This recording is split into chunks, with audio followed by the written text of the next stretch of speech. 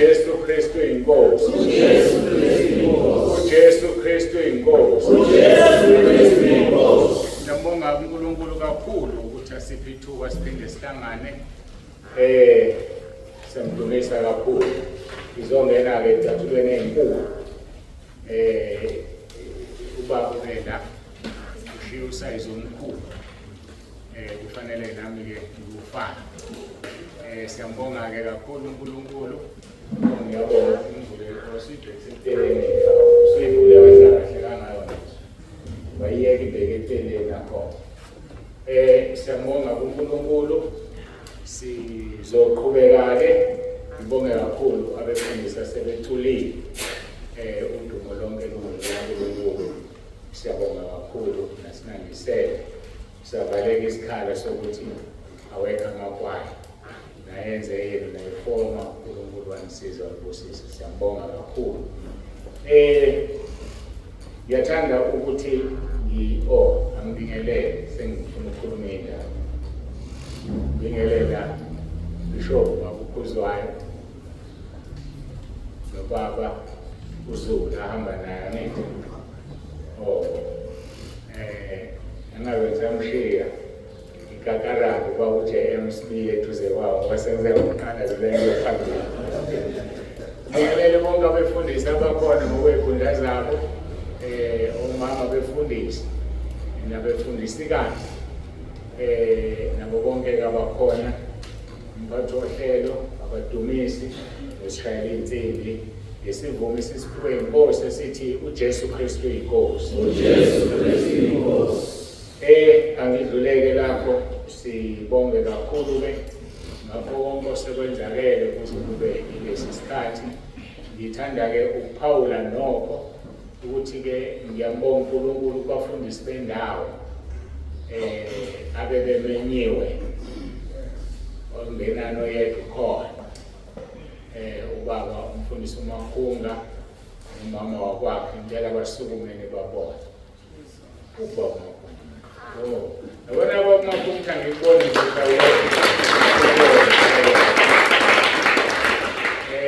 bahamba ke nobaba uSibiya abasebenza naye bekhona ubaba uSibizo. Angimbali ke yena ngibuya ngathi angimbali ngabefundisi bendawo ngoba emhlanganweni yethu yezange akezi ngoba kusuke kuze ubaba Makhunga. So ke ngiyabonga ubaba Makhunga kakhulu ngiyahlonipheka ukuthi ukhona. Wasivala isikhala sabafowenu ngoba yikhathi enjengalezi la ubona khona ukuthi uhamba wedwa. La ubona khona ukuthi uhamba wedwa ke. Akuyona-ke inkinga sizofika lapho ukuthi uma uphethe icebo ke liyabagudluza abayo. Hayi yazi icebo likehlukanisa indoda nenkosikazi behleli. Isuke indoda emzini wayo omuhle iyokhipha emkhukhwini nesidakwe esithize isho unkosikazi oneprofession.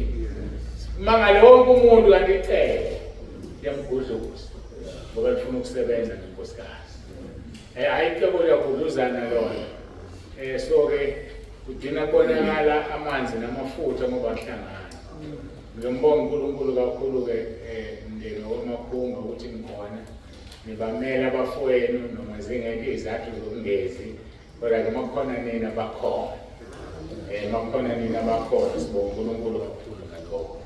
Ngicabanga ukuthi ke angiqale ngiqhubeke ngoba nesikhathi asingilindile uMC simhlulile uMC wamuka mangala. Ithini program yakho baba? Ithi kufanele ushumayelayo ame ngasikhathi sinye. Ngoba nansi into eyinkinga mhlambe angichazele nangahle noswane ngicabanga. Bani 135 bayisikhathi manje 150 10 minutes late. Yabo kuthi mina vele usubiza mina yabo ngisathi ubiza ngasekwaya bekuyimini. So kufanele ukusise ulokhuzana ngokukhona ongakuboni kahle uzongibuza. Njengalento engiyonile lapha enkonzweni yokugcina ngibone ithi ngibone isikhathi ngasixoxa. Ngisixovile. Kusokubonakala ngokufika khona naphela ngamaphutha ukuthi anginawo. Yikho uJesu wasifela esiphambaneni mase senza iphutha senze njani sixolile. So ke nami ngiyenzile iphutha sengiyalibona asidluleke lapho siye ezwini lenkosi ukuba umthembu. Waziwa kude. Ngoba ngifisa uthandaze nje singene ezweni. Bazokunika imike noma kude kakhulu akunalutho. Nawe umfundisi osemncane osheshayo uyakulandela. Leka sithandazeni bafowethu ezweni.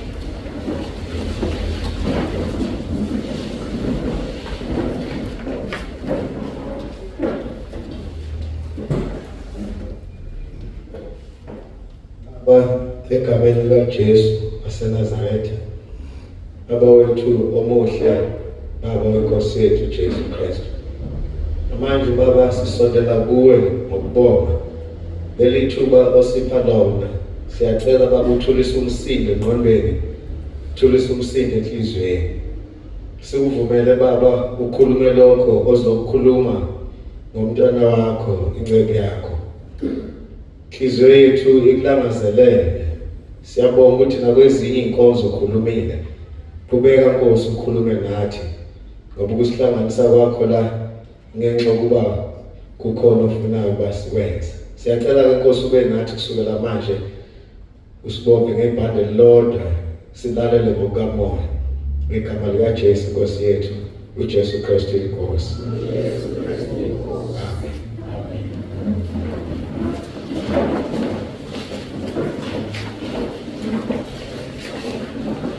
Siyaqhubeka-ke nenkonzo yethu yayizolo. Siyayikhuluma sivula amabhayibheli ethu kwabaseRoma chapter 8 verse 28. Romans chapter 8 verse 28.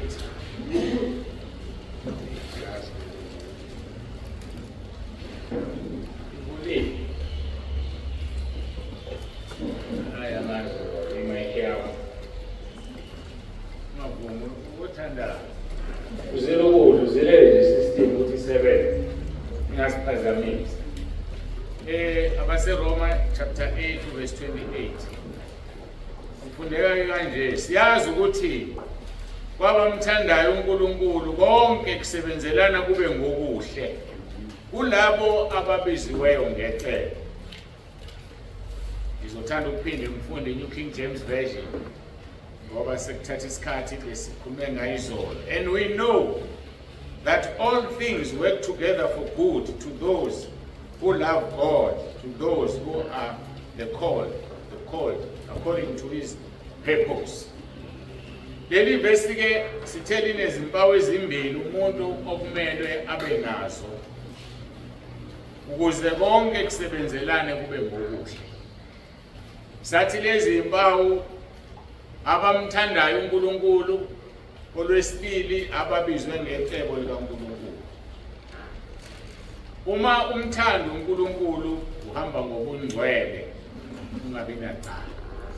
Kodwa ke ngiyafisa ukuxhuma exactly lasdine khona izolo besikhuluma ngababunjiwe bebunjelwe inkazimulo kaNkulunkulu, ngabadaliwe bedalelwe inkazimulo kaNkulunkulu. Ngifuna ukuyixhuma lapho. Uma sivula izwi lenkosi kuIsaya 43 verse 6 and 7 uyasicacisela ngokusobala ukuthi khona abantu ababunjelwe icebo likaNkulunkulu. Ngiyakhumbula sikhulumile ukuthi khona abantu abamiselwayo ngokwezinyanga aqhamuka uJesu athi angizange nginazi. Abanye bamiseliwe omama bafake intambo ukuze umntwana ahlale eswini. Abanye bamiselwe ngeiwasho, ngiyabonga ngifuna ukusho lokho impela. Bamiselwe ngeiwasho ukuze bahlale eswini. Yini oyilindele kulo mntwana ozozalwa lapho ngaphandle kokuthi asizwe uNkulunkulu na? Wena ke njengomzali uma unengane enjalo usazivuma leso sono ngoba leyo ngane iboshiwe. Kunesiko lokuthezala izingane zithiwe iyalahlwa. Uyazi ukuthi ukuyilahle ngempela kwelikamoya. Ngoba phela wena usuthe uyayilahla lengane. Kwelikamoya uyilahlile. So ke uzokhula lo muntu abe yini mawuhlanganisa necebo likaNkulunkulu.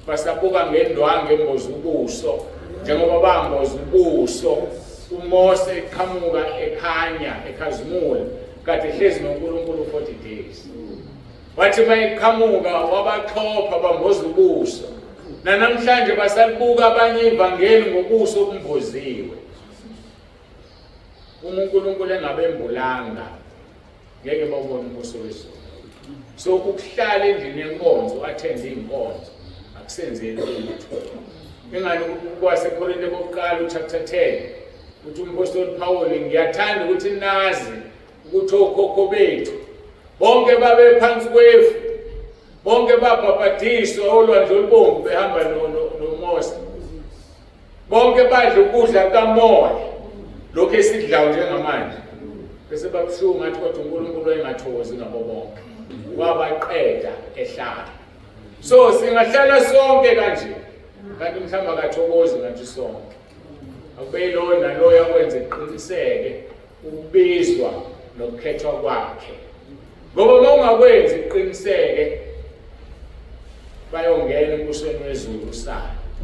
Ingakho uJesu akhuluma amagama abuhlungu. Wathi bayoba babili embhedeni kuthatha omunye asana.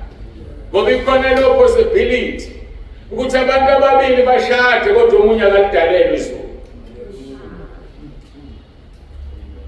So yikho-ke kufanele kube lona lo yathi uJesu, Jerusalema kangakanani kade ngimkhulekele njengesikukazi sivikela amatshele aso ukuthi ngabe usibokhelekile lo mlilo. So akube lona lo yabambelele kulokhu uNkulunkulu amnikeze khona ukuthi uJesu ngale akukho ukwenda nokwendisana. So babili noma umsebenzi sishadile nje unemention yakhe ngineyami ngalena nje kube sekuyimhlathe engazana ibe yazana. So akube lona lo elithizwe lenkosi laba babili bayobanyamanye kodwa ngeke babe moya munye ngoba ukukholwa nokukholwa kuyosindisa umnikazi wabo.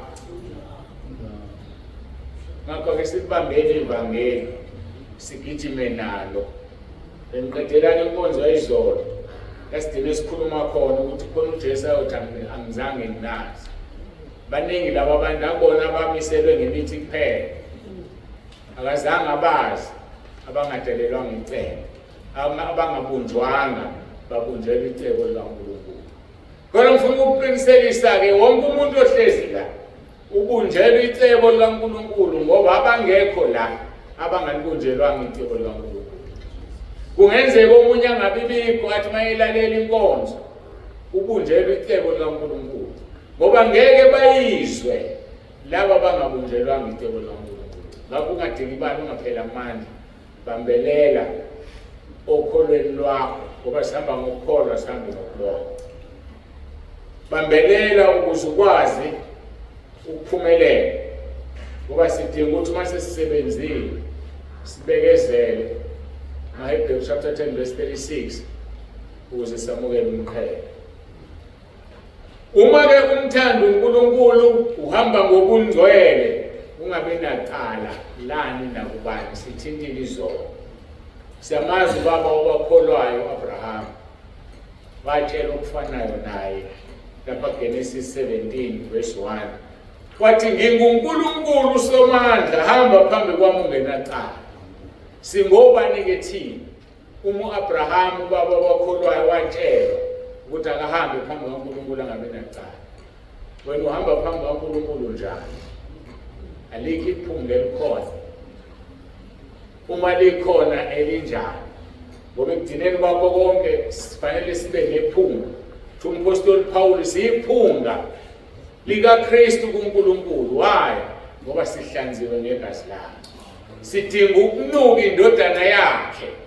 Kodwa laba abangahlanziwe ngegazi likaJesu bayiphunga elibi kuKristu ngoba banuka kuNkulunkulu ngoba banuka izono. Isono senza umuntu anuke. Isono kwelikamoya senza ukuthi umuntu abe yinuku. Ukuze kuhambe ungenacala kufanele unikele uqobo lwakho kuNkulunkulu. Liyanikelwa uqobo lwakho kuNkulunkulu, ungabi nalutho lwakho. Ngiyakhumbula ngelinye ilanga ngasho ebandleni la ngithona sasenaleli encane, ngathi ungakufisi ukuba yimina ngoba mina nginalutho, nale suit engigqokile akusiyona eyami yami. So ningakufisi ukuba yimina ngoba mina nginalutho, ngibuka kude ucabanga ukuthi nginezinto kanti akukho ngisho kodwa okwami. Lokho kuyongisiza ukuthi mhla ngilandwa ngibizwa inhliziyo ingasali emhlabeni ukuthi uJesu la khona indebe yakho, inhliziyo yakho yoba lapho. Ingakho umkaLothi wasala sebedonswe ngendlebe, phumani nihambe ningabheke emuva. Wabheke emuva ngoba indebe yakhe isemuva. Ikuphe yakhe indebe na? So asinikeleli konke okwethu. Ngiyazibuzela nje umshado wakho usuwawonikela uNkulunkulu noma uziphathele wena. Yikho mhlawumbe unenkinga, yikho kunengxabano, kuliwa, umshado uziphathele wona. Umshado uyanikelwa uNkulunkulu.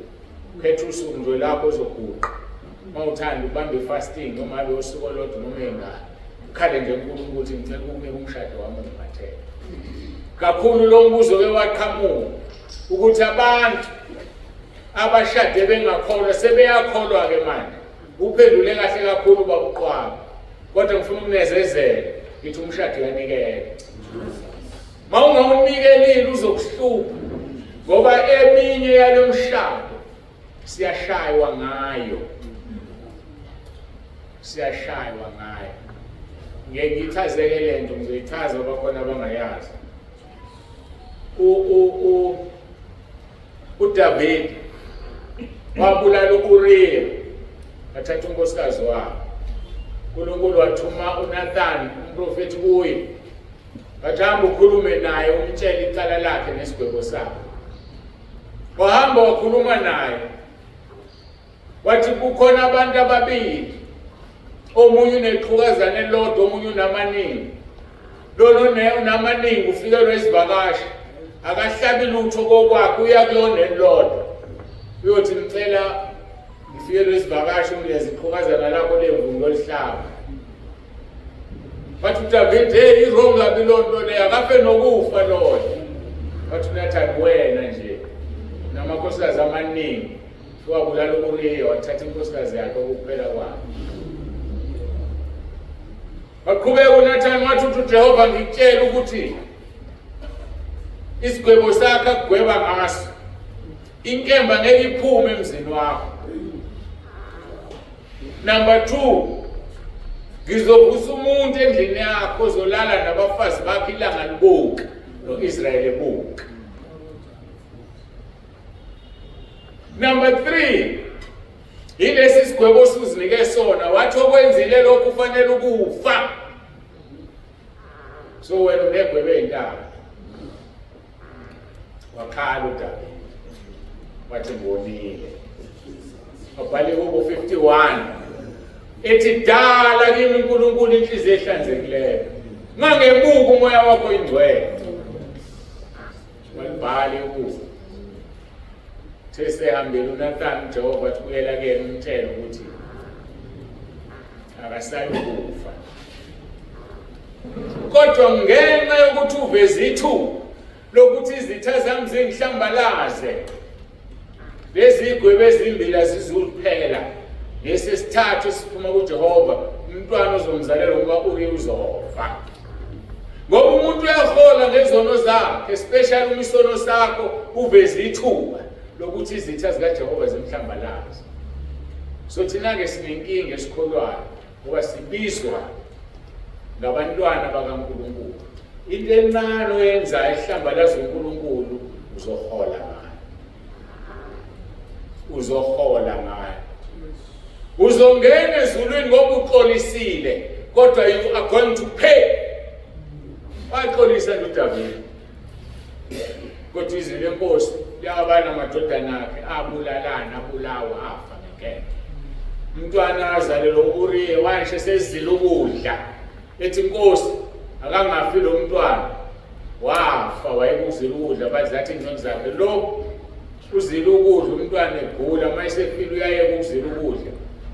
bakubona ku-odd yenzeka kanjani le ndaba na kanti uya-understand ukuthi uNkulunkulu umtshelile ukuthi yebo ngiyakuxolela kodwa uzokhokha.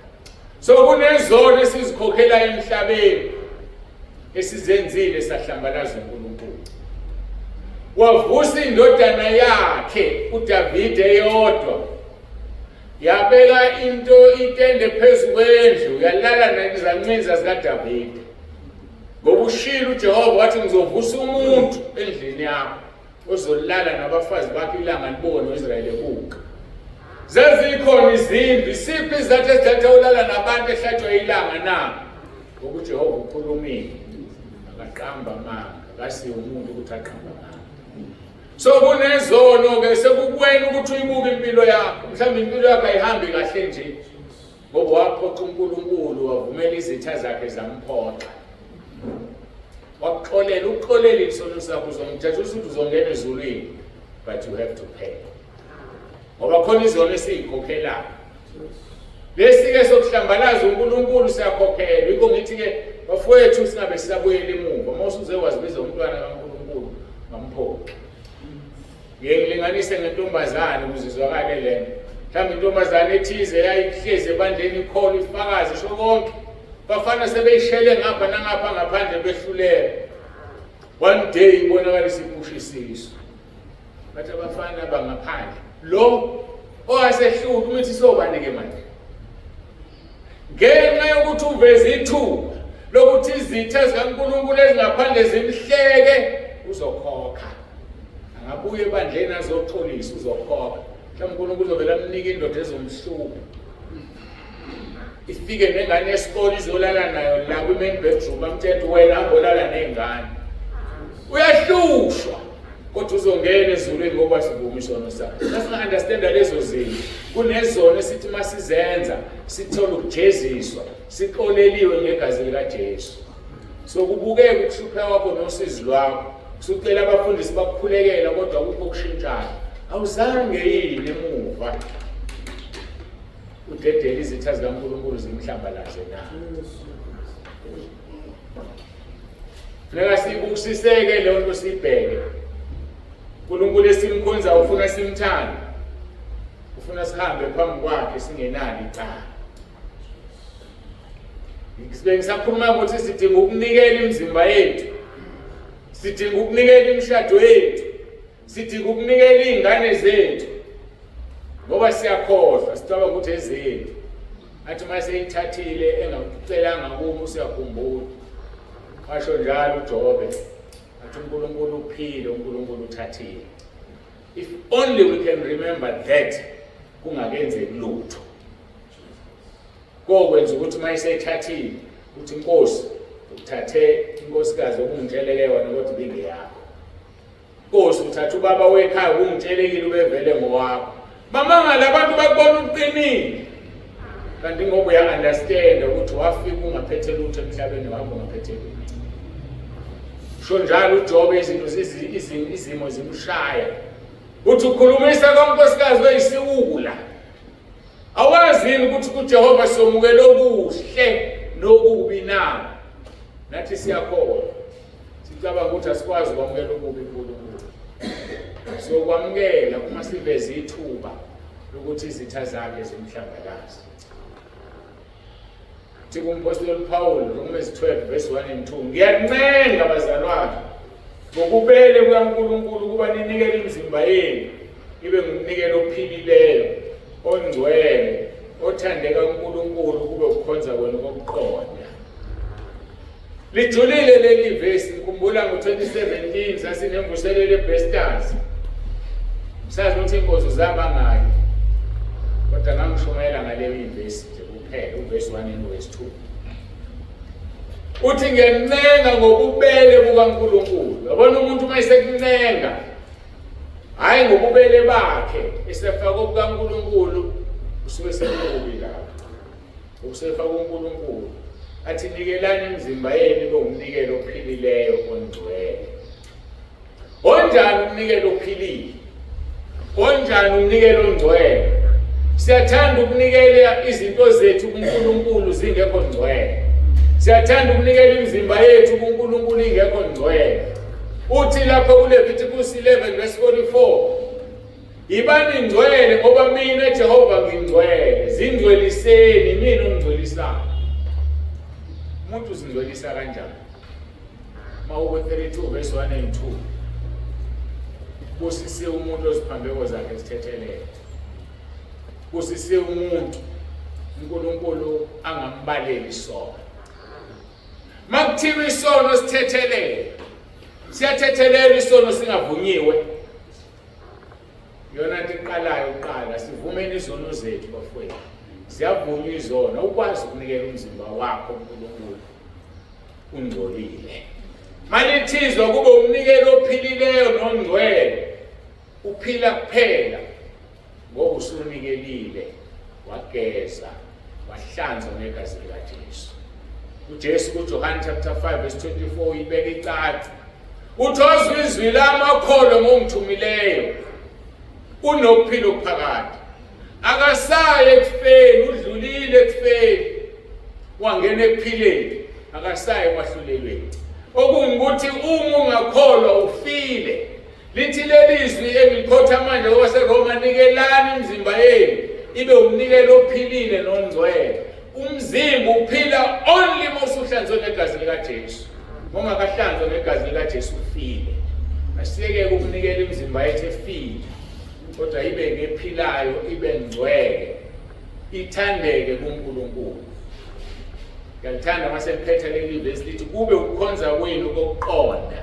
Okungukuthi baningi abazalwane bayakhonza, bakhonza ngokuqonda ngoba banikele imizimba yabo efile, banikele imizimba yabo engengcwele. Nikelani imizimba yenu ibe umnikelo ophilileyo nongcwele kuNkulunkulu nothandekayo. Lokho kuyokwenza ukuthi ukukhonza kwakho kube nokuqonda, ungakhonzi njengempumputhe. Mangithi ungakhonzi njengempumputhe, ngikhumbula inkukhu. Yabona inkukhu uma uyinquma ikhanda kuseyidedele, ayisheshifu, into egijimayo, ihamba isishayisa ngoba amehla wasekho. Ukukhonza ngokungaqondi lokho.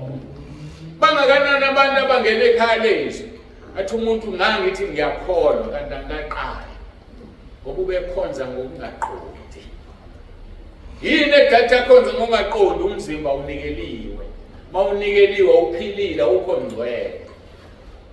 Asizingcweliseni bafowethu ukuze icebo likaNkulunkulu lisebenze.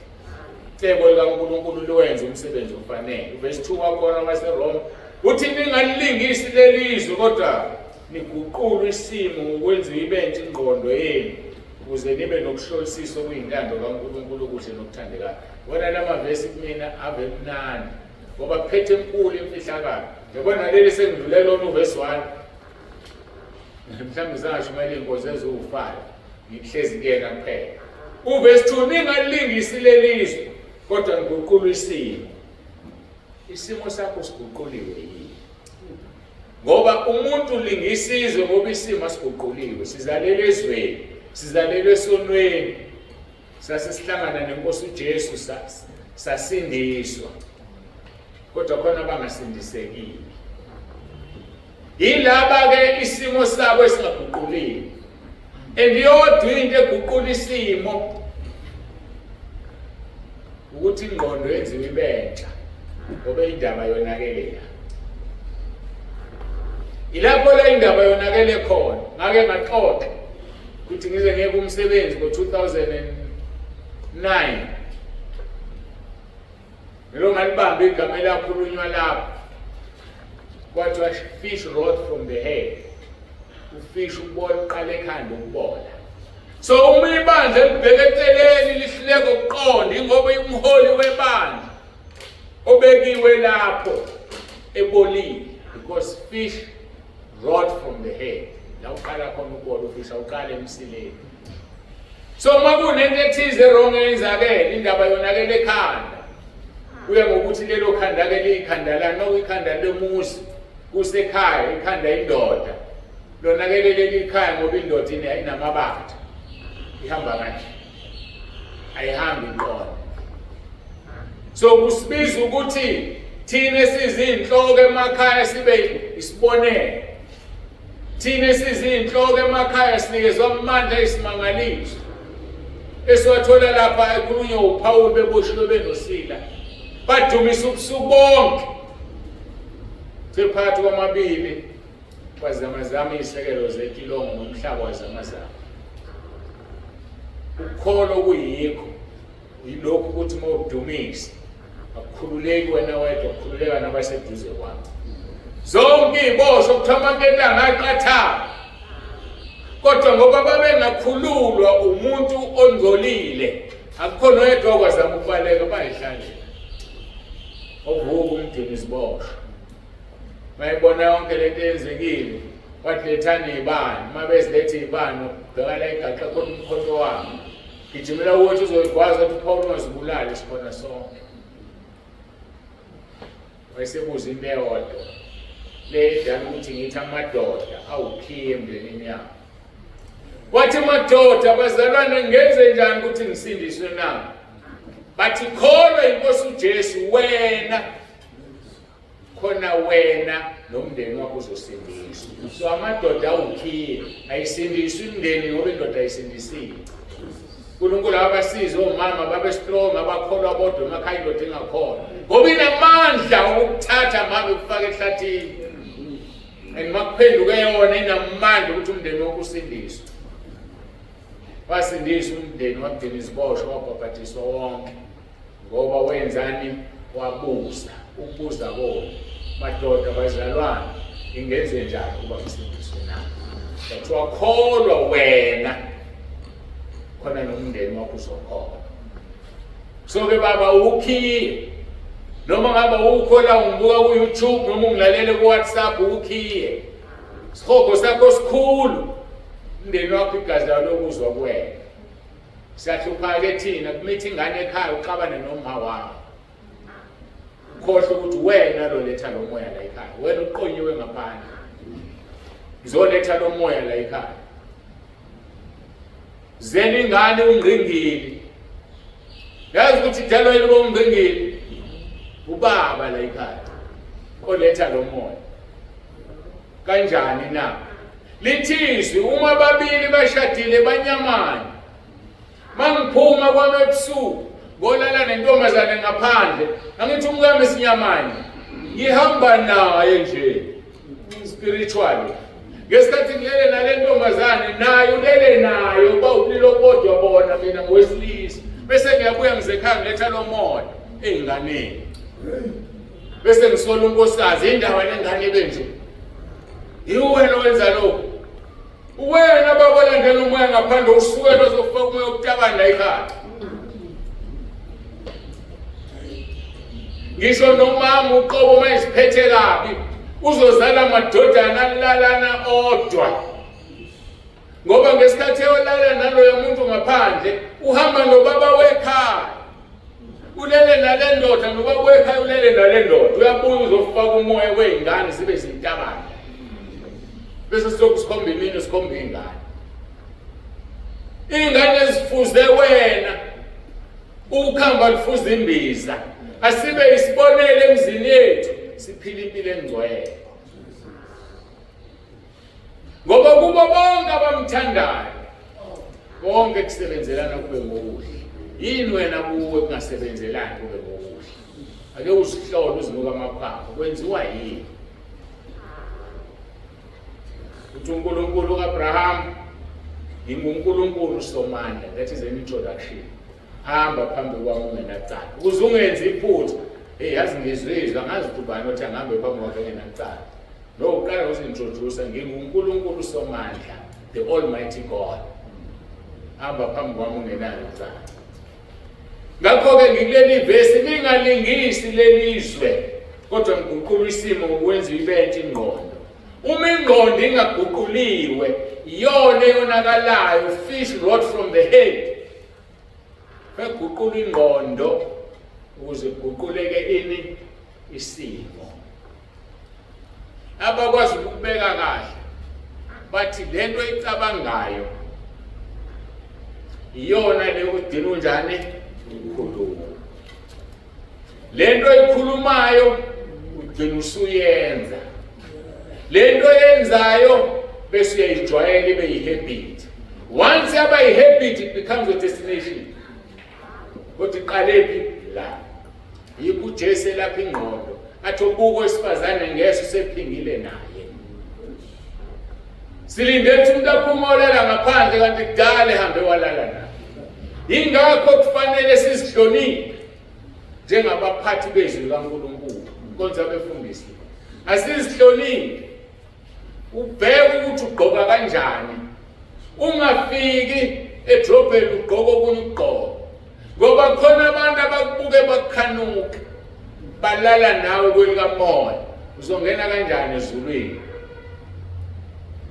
Unokucansi lwasemhlabeni lukamoya. Ngoba uyanuka phela uNkulunkulu awugezile. Shesha kabi manje la ngithethe igama esetshenziswe ubaba umbishop namse nginamadosi. Ushesha kabi la emva kwalo ukuyogeza eshaweni. Kodwa lolu kamoya awuhlanziwe ngegazi likaJesu uyanuka. Ekungene ezulwini. Asihambeni ngobungcwele phambi kaNkulunkulu. Singalilingisizwe. Namhlanje emabandleni kuduma othomoya kuthiwa yini nakho. Befundisi bami singazifaki lezi zinto ebandleni ezikaSathane. Ungalingi uzuyifake lento ebandleni. Noma wayifaka usulingisizwe. Khombisa ukuthi ingqondo yakhe ayiguqulile. Isimo sengqondo sidinga ukuguquka. Bathi abantu hayi esontweni la ngijabula khona. Jabula kanjani esontweni uNkulunkulu ekhala inyembezi ngempilo yakho? Jabula kanjani phela? Ngoba uyojabula kuphela uma uNkulunkulu esekugcwalisile ngamandla kaMoya oNgcwele. Mayengakagcwalisa ukwazi ukujabula. Ngilibheke leli verse ngiyalithanda. Ilapha ngoba seRoma lalichaza khona umbuso kaNkulunkulu. 14 verse 17 ngokuba umbuso kaNkulunkulu awusikho ukudla nokuphuza kepha ungukulunga nokuthula nokuthokoza emoyeni ongcwele. Uyojabula mhla uNkulunkulu akugcwalisa ngomoya ongcwele. Awukwazi ukujabula ungagcwele umoya ongcwele. Ngoba kusho ukuthi wena usenezinto umoya ongcwele akangenile ngani kuwe. Ngoba kusenezona ezifuna ukukhishwa. Siyaqala ukuthi hayi mina la ngijabula khona labezwe bajabule emagidini. Akuyona yokujabula le. Isibhedlela leso kuzolashwa. Emphefumulweni la udokotela wasesibhedlela ngeke kwelaphe khona. La nami ngeke kwelaphe khona kodwa umoya ongcwele uyazi ukuthi mangilethile la uzolashwa kuwo. So singabaxosha abantu emabandleni ngoba sibabona begqoke ngendlela ethize. Kodwa sibakhulekela ukuthi uNkulunkulu ayisuse indwangu babone ukukhulu bakhe basindiswe. Indlu yesonto akusiyona abantu abangcwele. Eyezona ukuthi sizophenduka. Abangcwele bayafika bezothola amandla baphume bayoshumayela. Hayi bazohlala nje konke. Njoba sila singabefundisi sizothola amandla kulesemini ukuthi siphume siyoshumayela ivangeli. Uthi uJesu John 15 kuthi ivesi kodwa lesingasekudineni ilangelo lokudina. Uthi kuJesu umoya ongcwele ovela kuBaba ophuma kuba haya ngivuka ngoba mhlawumbe ngifuna nelili lingathi sengisende imithini. Wesivutho 1:15 umayile emnandi kabi la. Ngitsephithi ukuthi makukhona uphethe isingisi noma efonini yakhe ngicela ngivulele. Khona into engifuna sibambe. Liyangibusisa leli. Verse 26 1:15 Nxa esefikile umduduzi engeke umthumela kini evela kuBaba umoya weqiniso ophuma kuBaba nguyena oyakufakaza ngakho. So umuntu onomoya ongcwele ufakaza ngoJesu. Umuntu onomoya ongcwele uze enkonzweni ezothatha amandla aphuma hamba osebenza. But la ke khona into ozobona ukuthi iphindeke kabili ngoba nesizwe sethu siyahluka. Nxa esefikile umduduzi engeke umthumela kini evela kuBaba. Bese lithi umoya weqiniso ophuma kuBaba izinto ezimbili lezo. Evela kuBaba from the Father, ephuma kuBaba, he proceeds out of the Father. Uyaphuma ukuphuma kwento ephuma ngaphakathi. That is the Holy Spirit. So umuntu nomoya ongcwele ngobuNkulunkulu obuphuma kuye, because the Holy Spirit comes from the Father and proceeds from the Father. Khona osevule isingisi lo sifundele baba bakunike imali.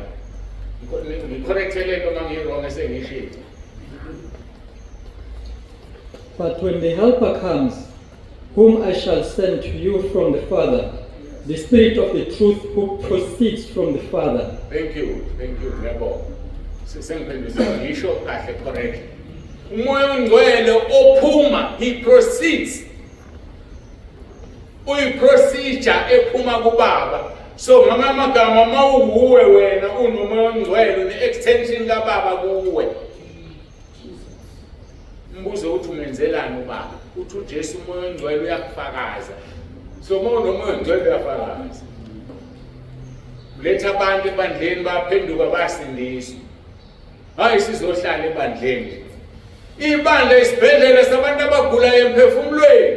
Ofuneka basizakale bavume izono zabo babhabhadiswe emanzini. Baphume lapho bagcwaliswe ngomoya ongcwele bahamba osebenza.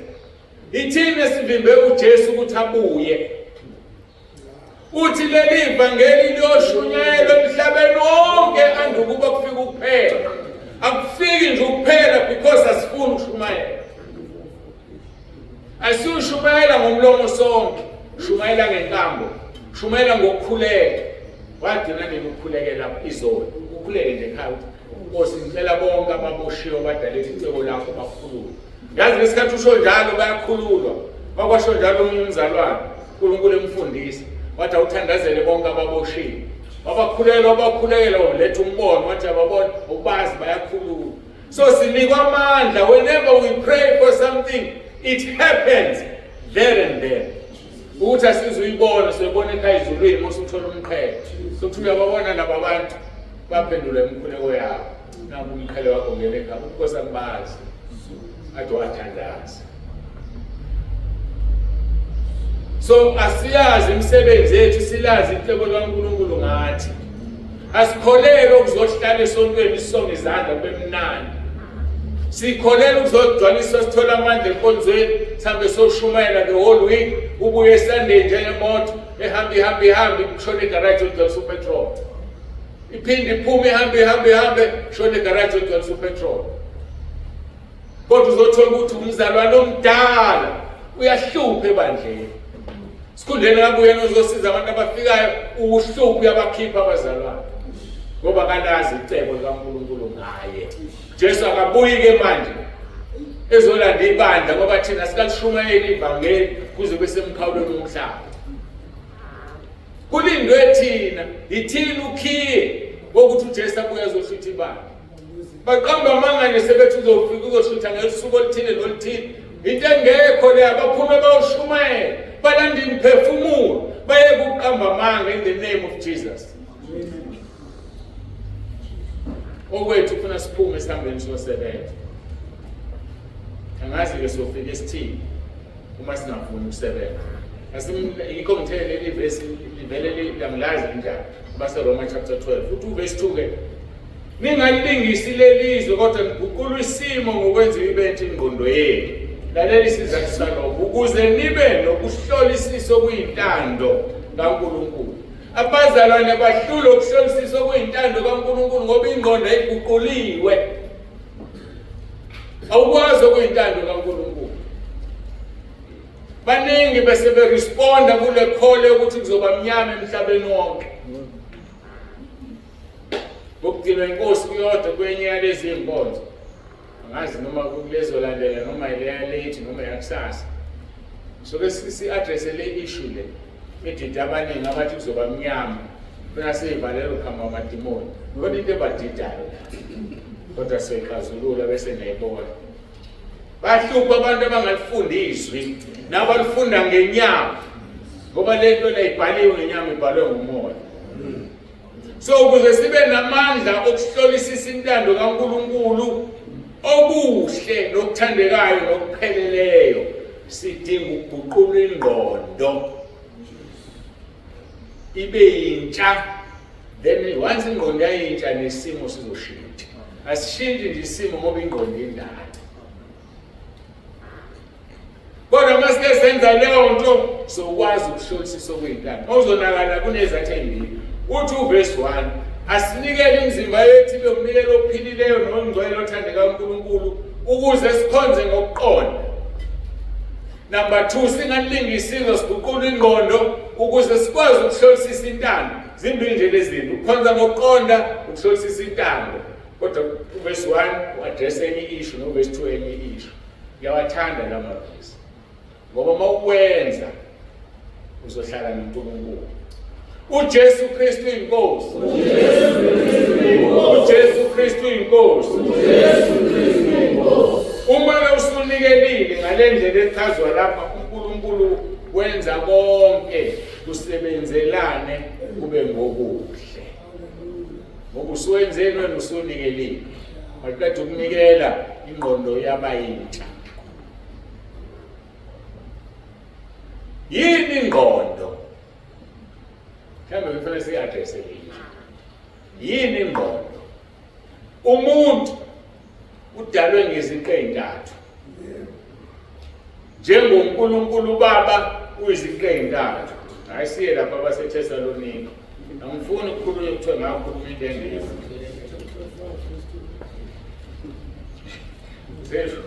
Usemshilo ukuba uyamazi. Umuntu udalwe ngeziqu ezintathu. Chapter 5 verse 23, 1 Thessalonians. Ngekho uNkulunkulu wokuthula yena uqobo makaningcwelise ngokupheleleyo. Kulondolozwe umoya. Kulondolozwe umphefumulo. Kulondolozwe nomzimba. 3. Umuntu uneziqu ezintathu. Ngidine ngibuza ukuthi yini umoya? Ufike ngiphendule ngithi yini umphefumulo? Bese ngithi yini umzimba? Umuntu unezinto ezintathu. Makukhona okungekho la umuntu yakhe. Umzimba ungekho. Umoya nomphefumulo abanayo indawo umzimba usekho. Umoya ungekho. Umphefumulo nomzimba bayilutho. Umphefumulo ungekho, umoya nomzimba bayilutho. Umuntu uzintathu njengomdali wakhe. Yini umoya? Umoya ilento owazi ngayo. Ilento owazi ngayo. Yini owazi ngayo? Demonstrate. Amehlo abona induku. Atshela ingqondo. Ingqondo ithi inyoka lebaleke ukushaya. Kodwa amehlo awayazi inyoka. Ngoba izinto ziphekwa nje engqondweni. Iyona ingqondo edecidayo, hayi le nyoka ungayishaya, angifuni induku ubuye uyishaya. Noma ebaleke anakhona le. Engabe uzoyishiya yini? Izinto ziphekwa la. Yila kufanele kube kusha khona engqondweni ukuze isimo sakho esiwumzimba siguquke. Usayazi manje ingqondo. Umoya. iBhayibheli malithi hlolisisana umoya. Hlolisisana izingqondo ngolimo zoluzwa. Mawufunda lapha kuGenesis, lithi izwi lenkosi uNkulunkulu waphefumula Genesis chapter 2. Waphefumula umoya wakhe emakhaleni umuntu kodwa umuntu waba umphefumulo ophilayo. uNkulunkulu waphefumula umoya. Umoya ongcwele. Kodwa umuntu akabanga umoya ongcwele. Wayeseba umphefumulo. Ephefumula kuphi? Emzimbeni. Umuntu uziqezi u3. Now umuntu kuzaphila kufanele kube khona kokuthathu. uNkulunkulu kusewufakile umoya wakhe kodwa kubanga umoya mofika kumuntu wabo umphefumulo base kuba umzimba. Sekuzodeterminewa i-environment yakho ukuthi muphi umoya ozobusa kuwena. Umoya kaSathane noma umoya kaNkulunkulu. First Corinthians chapter 7 verse 14 uthi indoda engakholwa ingcwelisiwe ngomfazi okholwayo. nomfazi ongakholwa ungcwelisiwe ngendoda ekholwayo bese lizothi uma bekungenjalo ngaba abantwana benu bangcolile. Meaning umntwana ozalwa umzalwane mayengaphila usuku olodwa afike ezulwini ngenxa yabazalwane abamzalayo. Uma ezalwe umuntu ongakholwa esifusiwe usuku olodwa akanasono kodwa esikhogweni. Siyamsana wapi? Ichaza umoya. So ke umoya ophila kubazali ungena kubantwana mabese bancane. Yingakho ukhoshula isisu abortion leyo ngane yesikhogweni ngoba abazali abakholwa bahoshula izisu. Wes uma kungabazalwana behlela umndeni ngoba babulala ukholwa kwabo kufanele ngene kule ngane yile ngane ezulwini. Kungenjalo phela uNkulunkulu wayengeke angitshele athi umuntu mayezovuma isono sothando bomtshela ukuthi akachaze. Ukwenzani ukuchaza? Abangazi abantu abamele inkonzo ukuvuma isono. Ngoba ngeke uyithole endawo le engizokutshela yona manje. Umuntu ovuma isono somjolo number 1 ufuneka athi ngihlangane edolobheni nalo muntu ngenze example. Ngayicela inamba intombazane ngiyibona inhle ngayicela inamba. Ntambama ngayiqala ngayisendela ngayishela. Yangiqoma. Siqedile iphathi ukuthi ngahlangana kanjani iphathi yesibili nasenenzani. Sahamba sawulala ehlathini labhala ihlathi ngoba imvelo iyabhala. Wafika wazolala ekhaya. Noma mina ngaya kubo ngangena ngewindi. Mase sihlanganileke kwasekwenzakalana.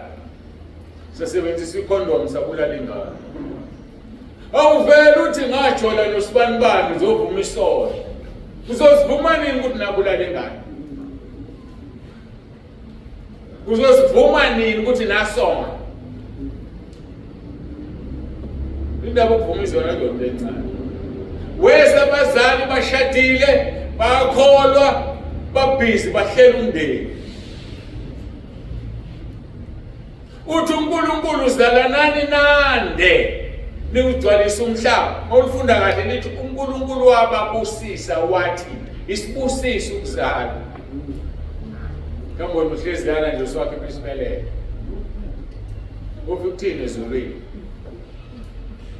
Isitime ubaba efika kuwe ngoba ingane zibekwe kuyena, isitime efika kuwe siyafika ingane ngoba vele isibeletha sisele.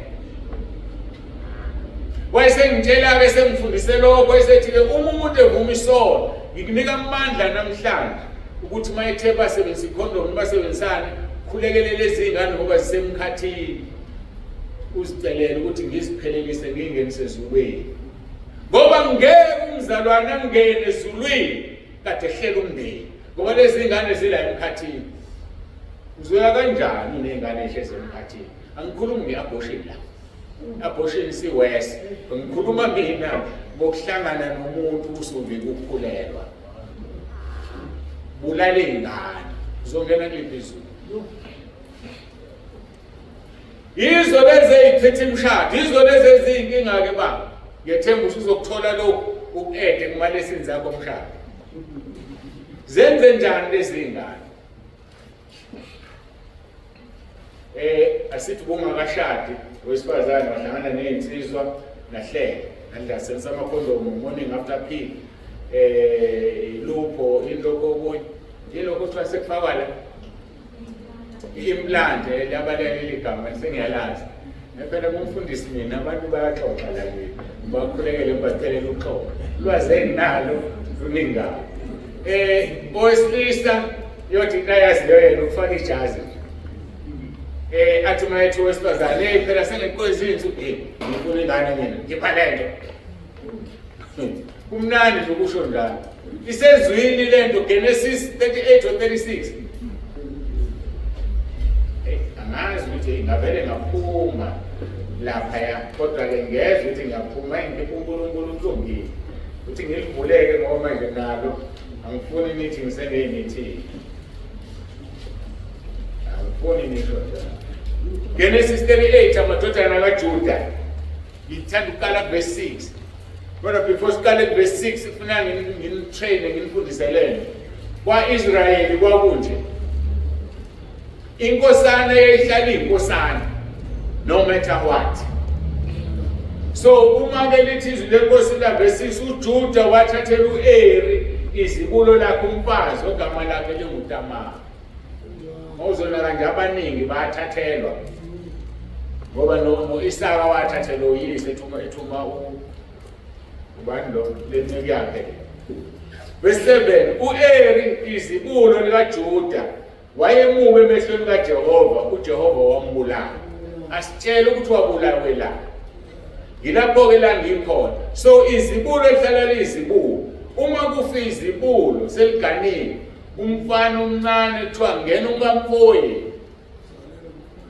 Uzalela umfweni ingane. Bese wena thatha owakho unkosikazi ozozale zakho. Mawuya kumfweni uzalela umfweni uzala indlalifa. Hayi ngeke wena ube indlalifa. Kodwa uzalela umfweni ngoba umfweni oyindlalifa. Negama lakhe lihlale limile. Lithi ku verse 8 uJuda wathi kuOnani, yiya kungamfowenu umngene umvusele umfowenu inzalo. uOnani wayekwazi ukuthi inzalo ayikuba ngeyakhe. Kwathi nxa engena kumkamfowabo wachitha emhlabathini ukuba ngamniki umfowabo inzalo. Waba kuwe emehlweni kaJehova. Lokho akwenzileyo wambulala naye. Ngafundiswa ngaleli zwi. Ukuhlela umndeni uNkulunkulu akakufuni. Ukuhlela umndeni uyabulala. Bangako babulala. Ngicela ukuhlebela ungene ezulwini ezingane zila emkhathini bekuchaza lokho. Zenzani la emkhathini? Bengiyazi abantu abangakashadi. Hayi mhlawumbe intombazane mhlawumbe idlule kubafana abawu5. Nawo umfana udlule emantombazaneni awu100. Bebehlela bonke bengale. Kukhona iqulu lengane intombazane ezanalo emshadweni sikaMoya. Khona iqulu lengane umfana ezanazo emshadweni sikaMoya. Senziyazwana zithi ezinye. Wenzani ubaba uyashada? Alahla umama. Mina wangilahla ethawuleni. Ngeke ulunge umshado. Zithe zikamama, wenzani umama ulahla ubaba?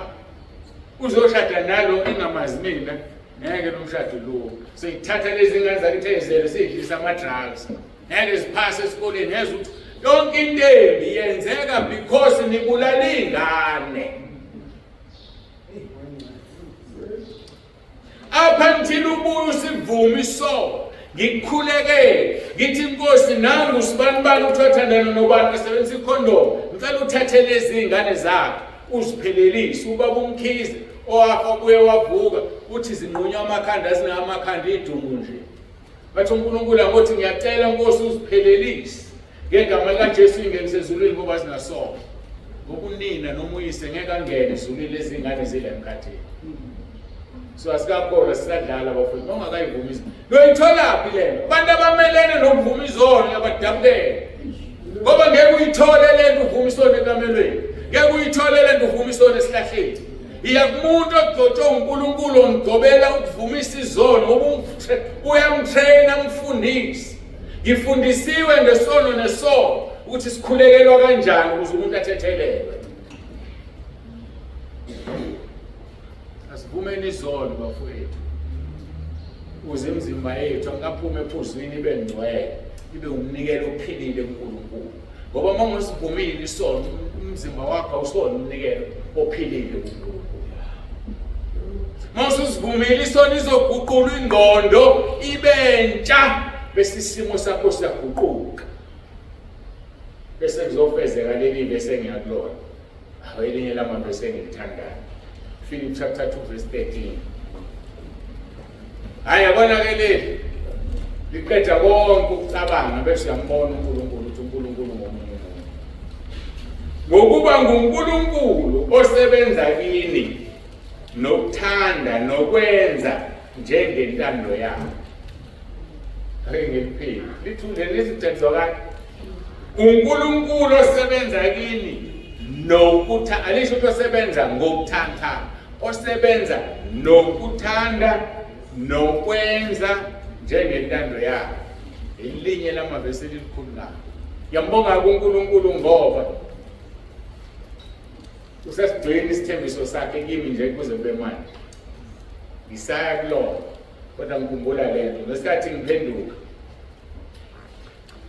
ngizithatha ngizisisa kulo yamfundisi esengikhipha uNkulunkulu wathi angishongo ukuthi ngena komunye umuntu ngathi yakhipha ndlalami angifuni uphathwe wena uzophathwa yimina la ezulwini angifuni mangithuka usazotshela ibishop lakho nomtshela umpostoli wakho ngifuna mangithuma uyela ngithuma khona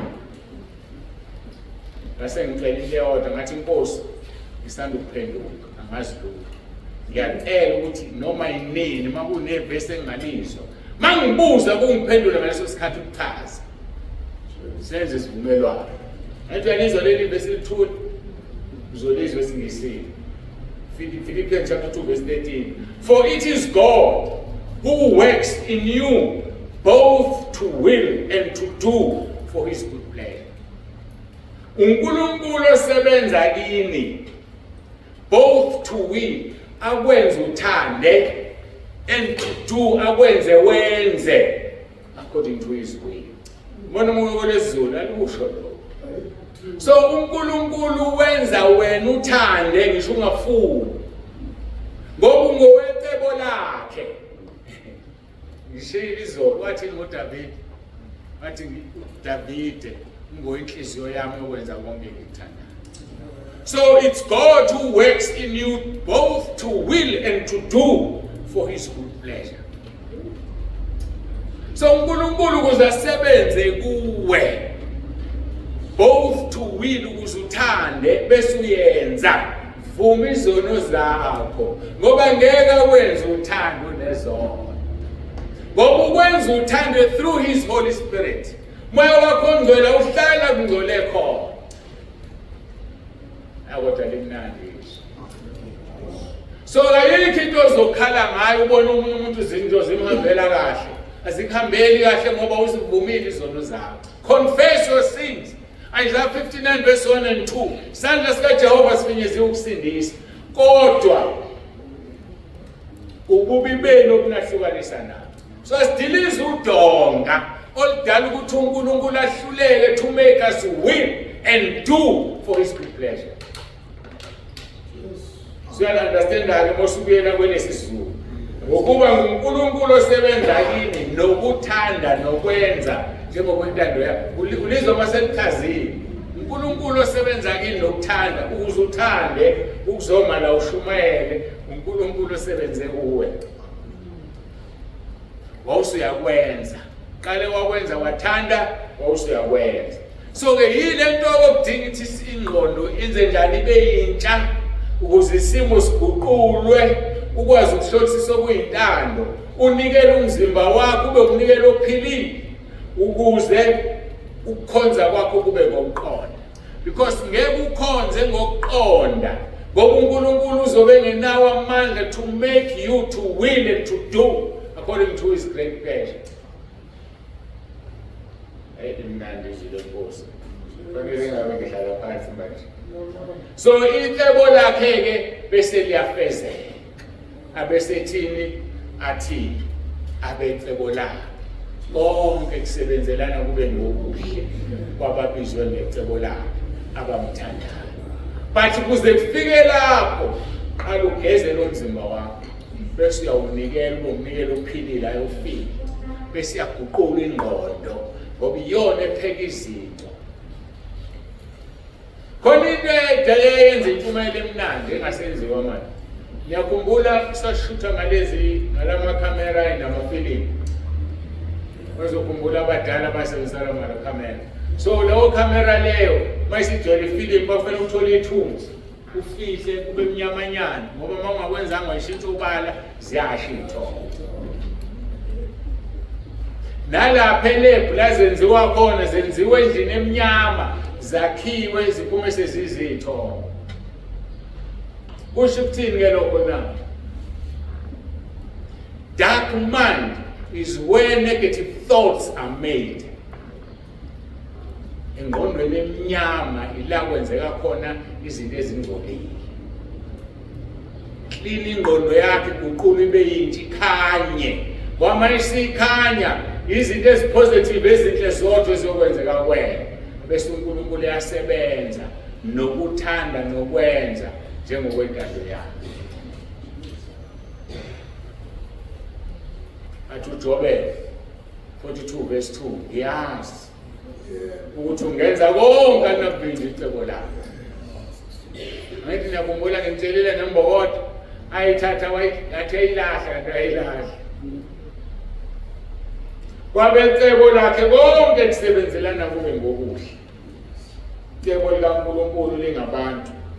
Ukuze lifezeke icebo likaNkulunkulu lidinga abantu abazogijima nalo. Angibambi inkonzo sokwesipuli.